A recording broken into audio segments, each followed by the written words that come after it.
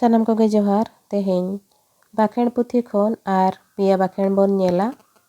नोआ बाखेड़ पुथी दो ऑल गुरु गमके पंडित रघुनाथ मुर्मू ऑल सदर रखा नोआ दो सानताड़ी एजुकेशन सिलेबस रह मेना आकार खातिर तेहेñ नोडे दो पठुआ को गड़ोआ को दिशा कतेगिñ लया बकाना देलान खान तेहेñ नोआ बाखेड़ पुथी खन पुनिया बाखेड़ बन नेला। ओना दो हुयुग कना महान आर भांडान जोखे काड़े आड़गो बाखेड़ नोआरे ऑल अकना जोहार एंदो गोज आकान गुर आकान दे एंदो मोचा पेरेज मायाम ताहेकान बोहो पेरेज तोरोज ताहेकान नई दा गुटी हासा तेले कान नाड़कान कान ले आम हो साड़ा रे समुद्रे को नाड़का को आम मुक को मुकुत को आम उवई साते उवई कुडम आलम ताहे को रेबेट को आम ताला ओड़ा आसन तेम हेज को सेटेर को आम। निया तायम आर मिटंग बाखेड़ हुयुग कना ओना हुयुग कना सीम कुटम बाखेड़ ओना दो नोंका को बाखेड़ा जोहार एंदो गोज आकान गुर आकानिज ने एंदो बाट लेका बाखरा लेका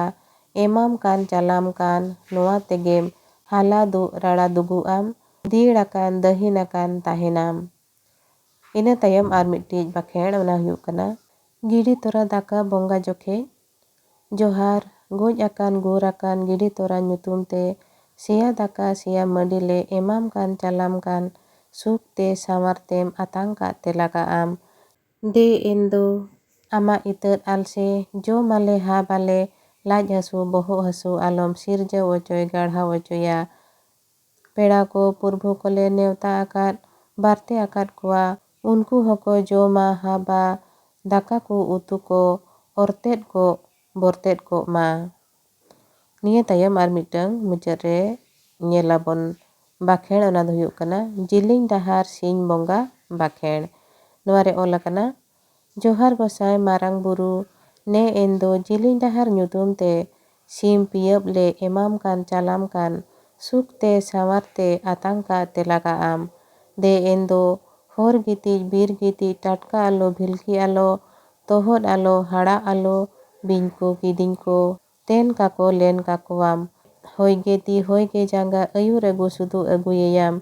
लाज हसु बोहो हसु आलम सिरजे ओचो गाढ़ा ओचोया। नोय नोंका नोडे तेहेñ पुनिया बाखेड़ बन नेल केया जहाँ दो कटी कटी धारा बाखेड़ कना ओना हुयुग कना जहाँ लेका महान आर भांडान जोखेज काड़े आड़गो बाखेड़ सीम कुटम बाखेड़ गिड़ी तोरा दाका बोंगा बाखेड़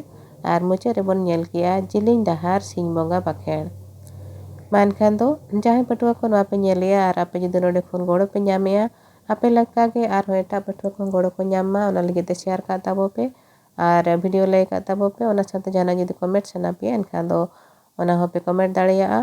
आर जहाँ को इना चैनल रे नवा गिया पे बापे सब्सक्राइब का उनको दो इना चैनल सब्सक्राइब का ताबो पे मा एनखान दो सनाम को के आयमा सारहाव आर जोहार।